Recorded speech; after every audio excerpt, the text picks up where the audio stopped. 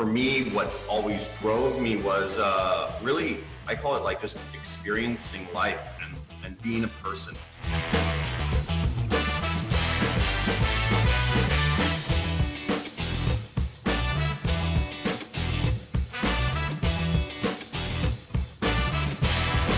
There were so many case studies and so many people were doing this, and I said, this is exactly what I want to do. I want to be able to travel the world, experience life, build skills, and also have a business that contributes and runs.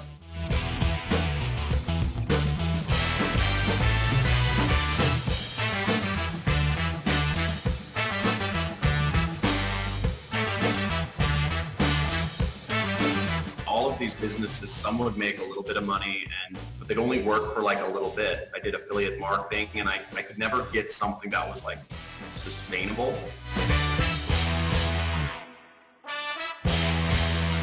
All I was doing was just learning and applying and trying to start business and investing in websites or ads or whatever, and I just kept trying to make it work. It was really stressful.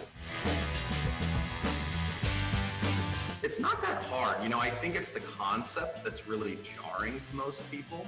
I think a lot of people just don't understand the kind of framework for doing everything on the internet.